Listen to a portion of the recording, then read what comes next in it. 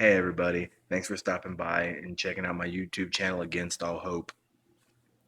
Um, Today I want to try to answer a very important question that a lot of people have.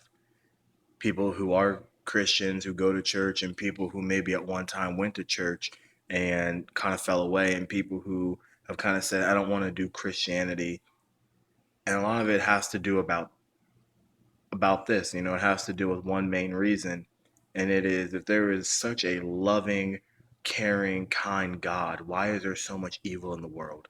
If there really is an ultimate force of good, then why is there evil in the world? Why is there murder? Why is there drug addiction? Why is there rape? Why is there so much evil if there is this all powerful, all loving God?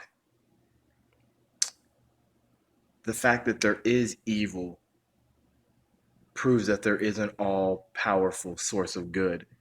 Because if there wasn't good, then how would we know what was evil?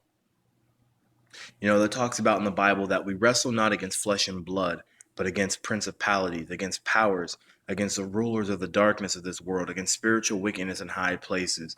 If you ever have the opportunity to read the book The Art of War by Sun Tzu, I definitely encourage it. But in the book, he says that the key to winning any warfare is deception. People walk around blaming God for all their misfortune, but what we fail to realize is that there is a devil. There are spirits, there are wickedness that happens in the world, and we ultimately want to blame God, the source of all good, when really it's the source of all evil that's doing it. And he's so deceptive and he's so good at what he does that he makes everyone believe that God's the one that's behind it. When really, God's the only one that can get you out of it. You know, and sometimes, it's not God, it's not the devil. Sometimes life just happens to people. You know, God instilled in every single human being a free will. If someone murders somebody else, people say, how could God let that happen? But the fact of the matter is, God didn't do it. That person pulled the trigger. God didn't make them do it. People get sick and they die. And we say, well, God, I prayed, but you didn't heal them. Well, regardless of whether they were healed now or later, eventually at some point, we all die. And so often God gets blamed for so many things in which really God's not the source of it, but God is the answer. You know, God didn't make the hurt come, but God can take the hurt away. And the devil wants us to believe so much that God is the cause. And if he can get us away from the source of hope, if he can get us away from the source of all good, if he can get us away from the person that can help us intervene and change us, transform us, take away the hurt and the pain that we feel, if he can make us believe that that person is the one who did it, then ultimately he's won the war because he's deceived everybody. Sometimes we want to, even as Christians, we want to accuse people. Someone was talking about us, someone slandered us, someone did this, someone did that, when really question is, was it that person or was it something inside driving that person to do that?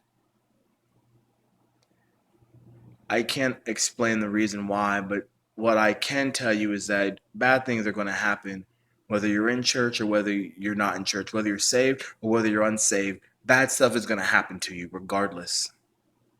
It's just life. But you can go through life with God, with the person that says, even though you're hurting, I can take your hurt away. Even though you're sad, I can take your sadness away. Even though this tragedy has happened to you, I can make it better. I can use the thing that you thought was horrible, the thing that you thought no one would ever love you for, the thing that you thought no one would ever forgive you for, the thing that you thought you were beyond hope for. I can take it and I can use you and use what happened for my glory if you would just simply give it to me. In Psalms 23, David writes, yea, though I walk through the valley of the shadow of death, I will fear no evil, for thou art with me. I've read that 1,000 times before, and God finally gave me the revelation on what that meant. The definition of a shadow is the result when an object blocks light. A shadow is the result of an object blocking light. And so what God gave me the revelation about was this. Yea, David was walking through the valley of the shadow of death. Death wasn't there, but he was walking through death's shadow.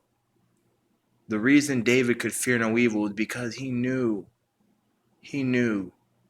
that light was just beyond the shadow. He knew that even though darkness was around him, darkness cannot stand where there's light.